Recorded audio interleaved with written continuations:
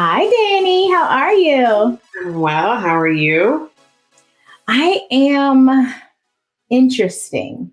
I'm super excited for this conversation because you know me pretty well. You know, when it comes to surrendering or relinquishing control, it is something that I definitely have had, quite an interesting challenge in doing so.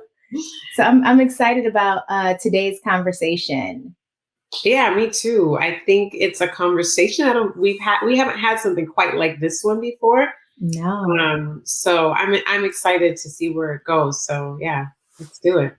Absolutely. So we have today, and for those who have not yet either read his book, you are going to want to make sure that you get this one. Just trust me on it.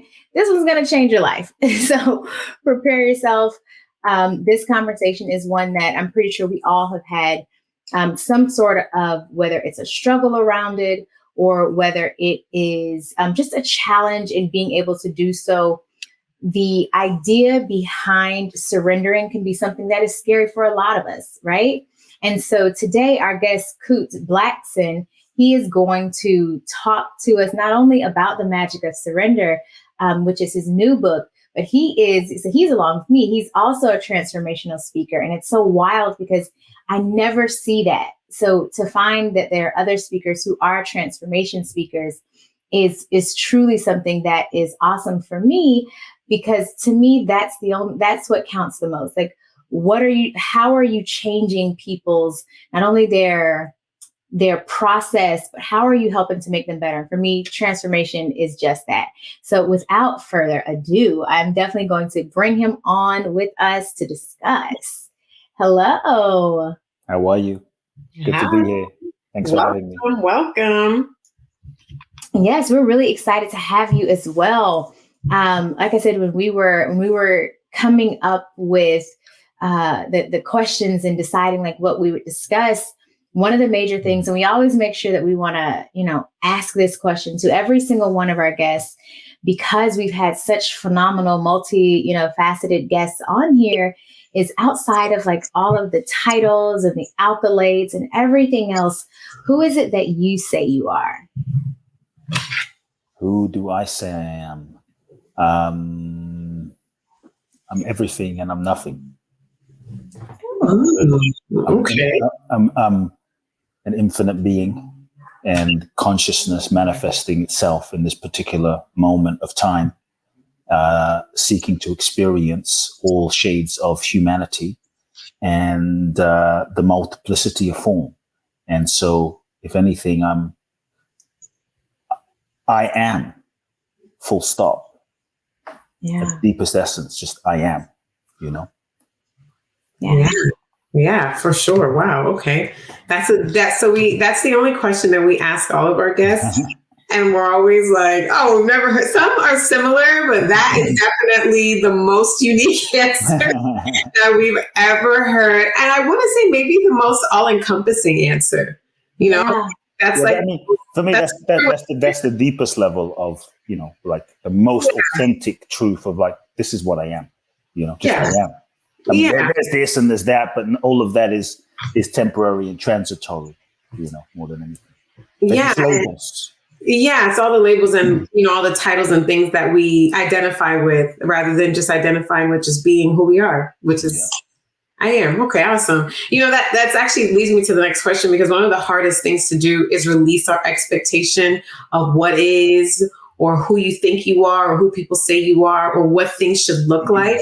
So I just wanted to dive right in, because I think this is a conversation that, especially after COVID, a lot of people felt very lost with what they should identify with, whether they lost their jobs, whether they lost loved ones.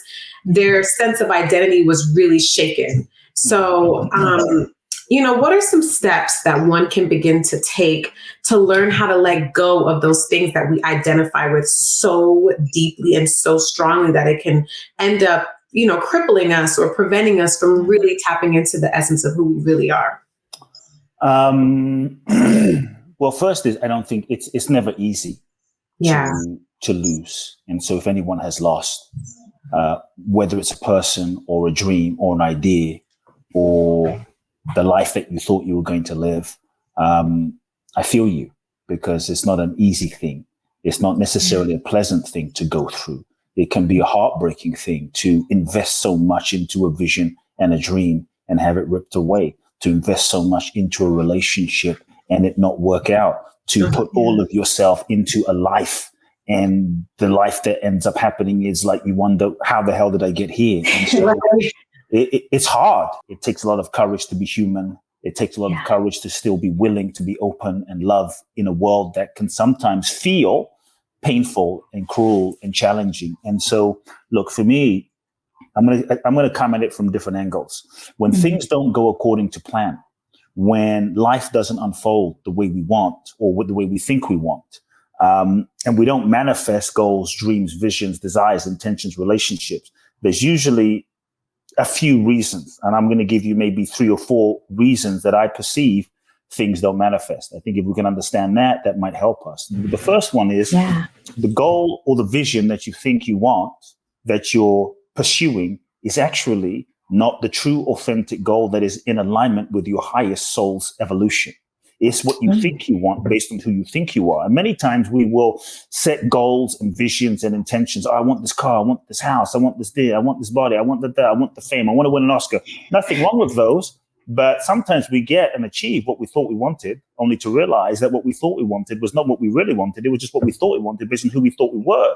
And many times our goals can be projections, of actually unmet needs from childhood. Dad wasn't around, mom wasn't around. I was bullied in school. I was a little overweight in school. So I felt unlovable. I felt not enough. So if I can just attain that thing and that goal, then I'm going to be okay and enough. And so sometimes the goal itself that we're pursuing is not necessarily truly authentic with what is in alignment for our soul, the highest intention. And so sometimes things don't manifest, because to me, this is the universe's way of just sort of course correcting you to dig deeper. But what we tend to do is with our own ego, willpower, we tend to force, and we tend to put, no, I want gotta have it. I want this person who clearly isn't right to be the one. I'm going to make them the one. And so we do all of this thing and we force and control to try to make something into something that it's not. And so I say that just creates suffering and anxiety. Ultimately, I believe that you cannot miss your destiny. You cannot screw up God's plan for your life, the universe's plan for your life. We just are not that powerful.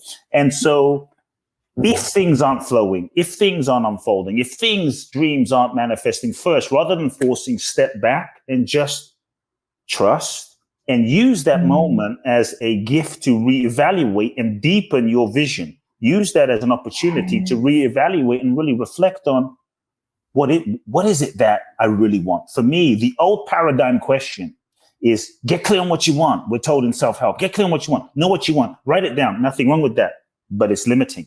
Because to me, this is to manifest from the ego, an ego-based model of manifesting life. For me, the real question is not what do I want? The real question is who the hell am I? Which is a question you both asked in the beginning, like, who am I really? Like, if I think I'm not enough and I'm unworthy and I'm this, then what I think I want is not going to be authentic. So the real question I invite people to sit with, to really come into alignment, is what is it that life is seeking to express through me? What is it that the universe is seeking to express through me? What is it that God is seeking to express through me? What is the deepest impulse of my soul seeking to express through me? The most authentic version of myself that is what is that? And to allow yourself to catch the vision, because when you truly let go and surrender, sometimes what you're guided or the dreams and visions that you're given aren't always what you think they are. Sometimes what your soul guides you to do is not always convenient. So the first thing is, what you think you want is not truly in alignment. Second thing is, it just may not be the right time yet. And so it's just not timing. And so it may be winter, but you want it to be spring. Imagine you're like, 3 months pregnant, but you want the baby already. It's not ready. Everything has a timing. Everything has a cycle. Everything has a rhythm. Everything has a season. It's just the nature and the flow of life. And I think in so many ways, because we've been conditioned, which we can get into, we've kind of lost touch with our own body rhythms. We've lost touch with the cycle and rhythms of life and nature, harmony with the earth. And now we're trying to override life, override the divine, override the universe to try to sort of force things to be what they're not. And so I think the second thing is we have to trust that just because it's not happening doesn't mean it won't happen. It just may not be the time yet. It's like I told someone the other day, would you want to meet she was saying like, why is not my soulmate not showing up? I'm like, do you want to meet, maybe he's not ready yet. Do you want to meet someone who's not ready? Because many times you might meet someone and they're a great candidate, but they're just in a phase or season of their life that they're not ready. And so we have to learn to be patient, trust the divine timing, and use that time to deepen ourselves. Third reason, and this is a thing I think people often miss, you haven't learned the lessons where you are, where you are with who you're with. To me, we are first and foremost souls. Yes, we are bodies, but we are souls. You know, whether you're Black, Jewish, British, American, African, Japanese, we are souls. We incarnate into this human experience, taking on this physical costume, right? Yes. Called the body.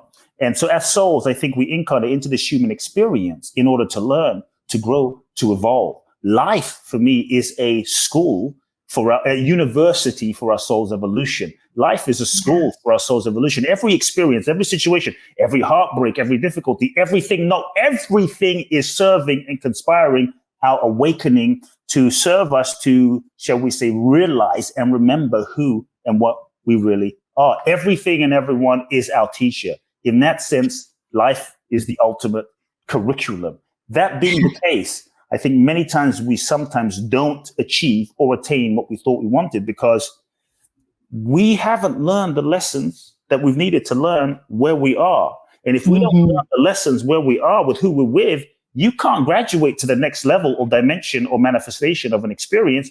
All lessons are repeated until learned.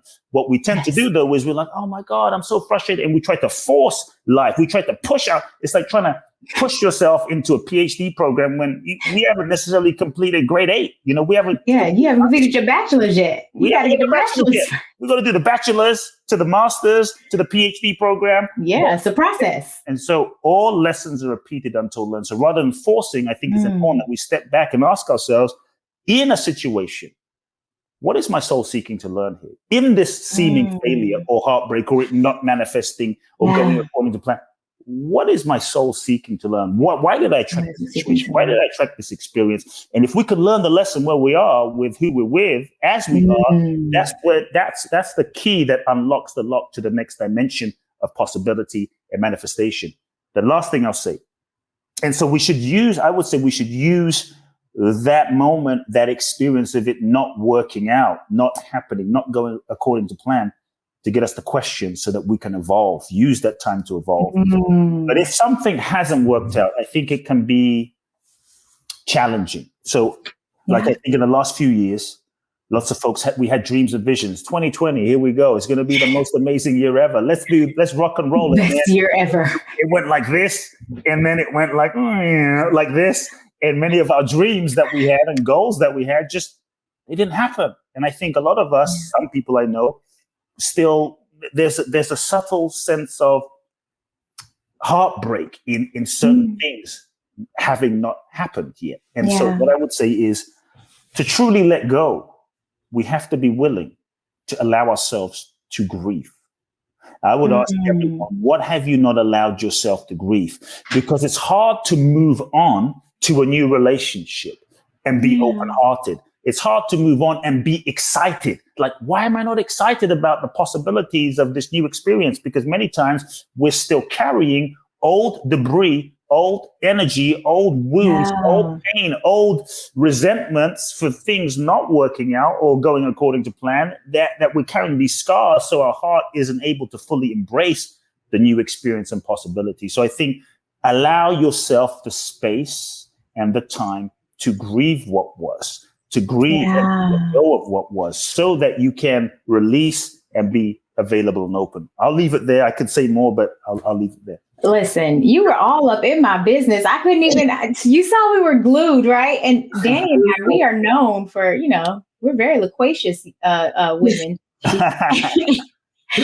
You were all up in the business, so especially with the whole be patient, understanding that number one, it could be that you aren't in alignment. And so your soul is going to course correct. Like, I can't give you that because this won't get out of you what I know is in you. So I can't give you that.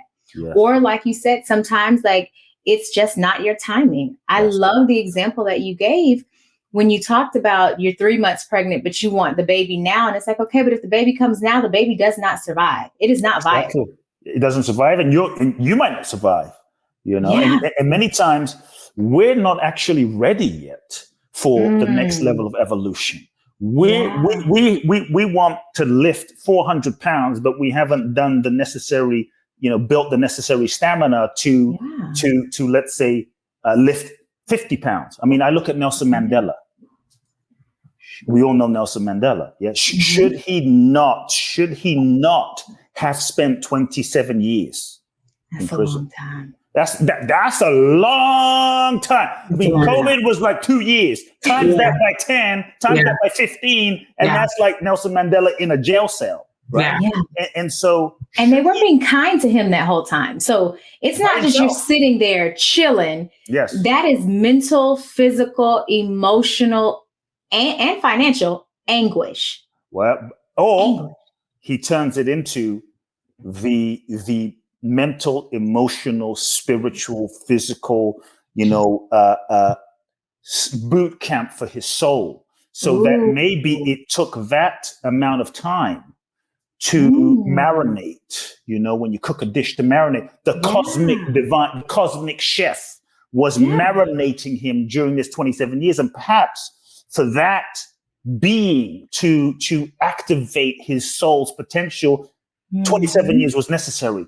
To imagine the level of forgiveness you have to go through in 27 years to not come out and want to kill everyone. Imagine the level of prayer and meditation and visioning and compassion to come out and go to your oppressors and include them in your government and not just hate. Imagine the depths that you have to go to just expand yourself and connect to the universe and the divine, to develop the soul force so that when you come out in 27 years, even in a few short years, you have the vibratory energy and potency and power to impact humanity, so that even though Mandela is still dead, we're still being impacted by him. And so sometimes when things don't go according to plan, this is grace.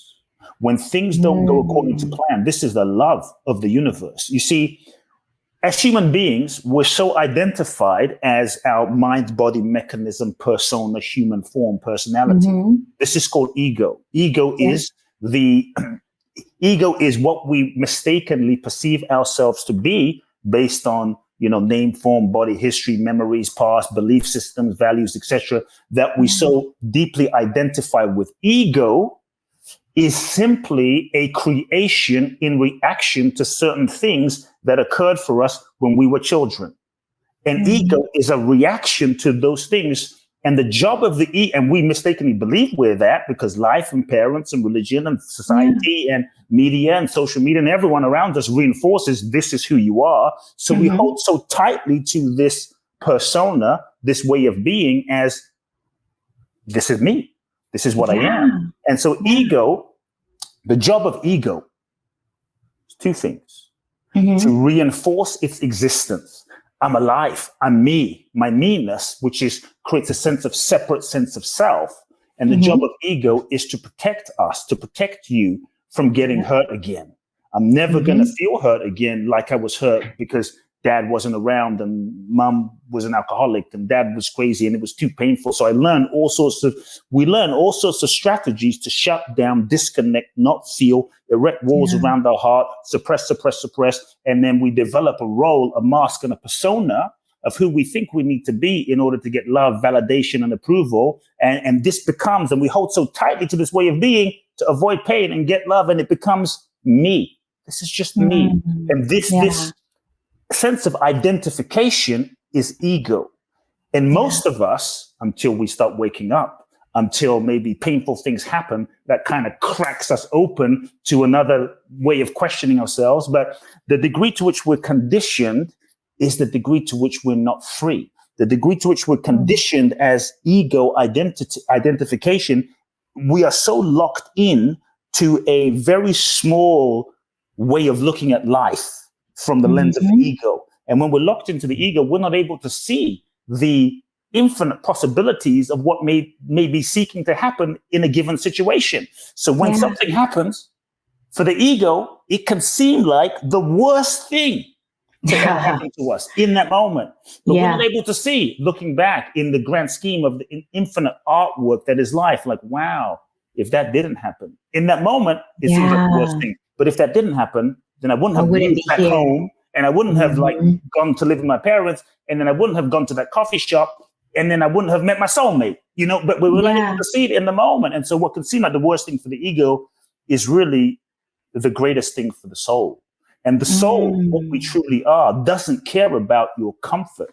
It doesn't care about convenience. It cares about your evolution. And the bottom thing, if we are souls truly, then we are here to evolve and use everything. Use the heartbreak, use the pain, use every experience for your growth and evolution, because to me, that's the only thing you take with you at the end of life. And so many times, I think if people look back, if everyone just does this for a moment, you just think back to, let's take a specific example, a past relationship, 5 years ago, 10 years ago. We all have those relationships where we thought we met the one. Right? I mean, I met the one like a couple of times, at least for me. At least 4 times for me. I'm like, I met the one this time. This is it. My friends are like, sure, come on. You said that. Like, no. I met the one. You know, I know this time. Later, they're like, whatever, right? So we have this person, we meet the one. I'm like, I met the one. And you couldn't imagine not being with them. You couldn't imagine children, the future, a life with them. And then it doesn't work out. And then, you know, we're heartbroken. And then cursing the universe, never going to find love. But now, 2023, how many of us, we look back at that one person we thought was the one.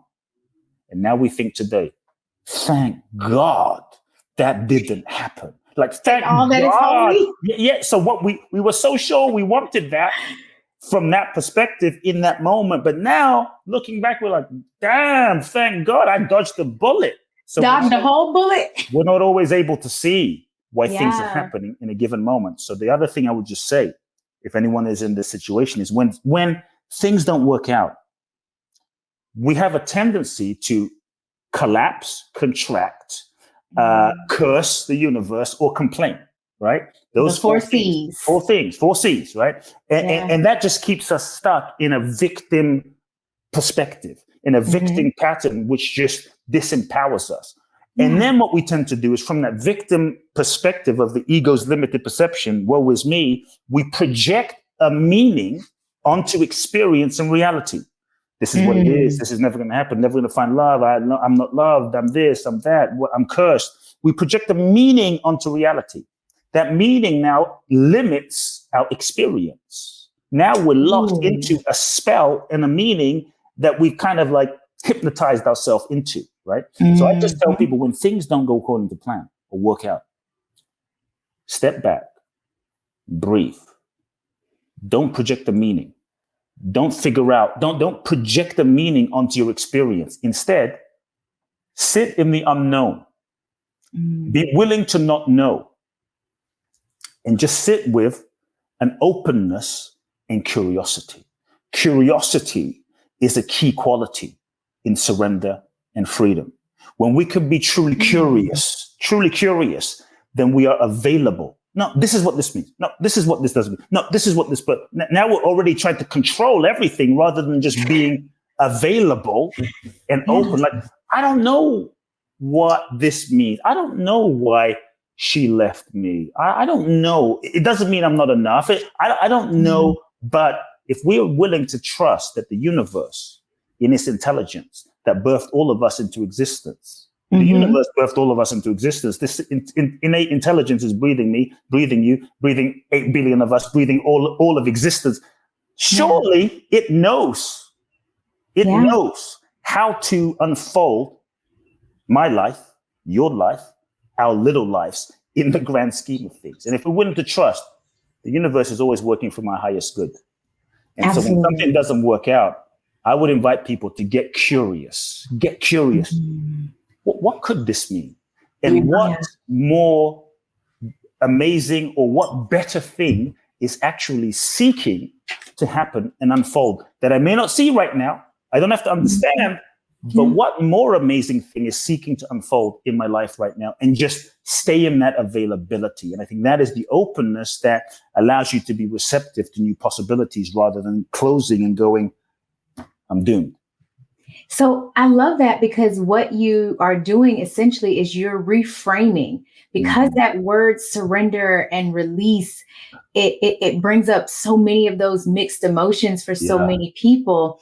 And then that word submission, it's that same thing. So what you've just suggested we do by getting really curious is to reframe what surrender really is. You're becoming like a 2-year-old or a 3-year-old, and you're asking questions. There's that quote. I mean, I don't know where it's from, as in like which chapter in the Bible, but it's an ancient quote.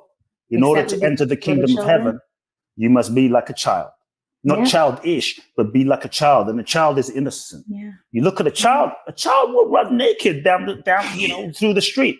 It doesn't mean anything to the child to run naked until we're told, don't do that. That's this, that's that. A child will pee on the floor. Doesn't understand. A child will run up to anybody and give you a hug. A child will be curious about like this pen, because it doesn't have a preconceived idea about what it is. And it's just being in the moment, surrendered and that's why children are free. They're just free beings. We were all in touch with that child will jump on a table and sing. Doesn't care if it doesn't sound like, Whitney Houston or Adele. It's just being purely what it is. So at the deepest level, surrender is our nature. It is our innate nature. We've just lost touch with that based on conditioning. See, as children, we're free. We incarnate into this human experience and we meet our parents. And God bless them, but our parents, they're doing the best that they knew. They're interesting characters, mine are. They're doing the best that they knew how to do based on their parents and their childhood. So now we're born into kind of a preset framework of conditioning from generational momentum, generational patterns that we're born into. Maybe dad was crazy, maybe mom's an alcoholic, maybe our needs weren't met. So we learn to start conditioning ourselves, as I talked about, in order to not feel, to get love, validation, and approval, which creates the ego, which creates resistance. And so surrender is our nature. It's what we are. But ego, which is our perceived sense of self, what we mistakenly believe ourselves to be, it's ego that resists. Because when you, for the ego, when you say surrender, ego feels like, surrender feels like a death. And so resistance, so the natural reaction of ego, whose job is to reinforce its existence, whose job is to protect you from getting hurt again, when you like when you were hurt, when mom or dad left and they weren't around, and I don't want to feel so helpless again. So let me just boom, shut down, hold on, disconnect, not feel control. If I can control everything, I'm not going to get hurt again. And so the control dynamic and the control mechanism of controlling everything in life is well intended to keep us safe, but it ends up limiting us. Yeah. We don't have to fight it. We can just love this part of us and meet this part with love and compassion.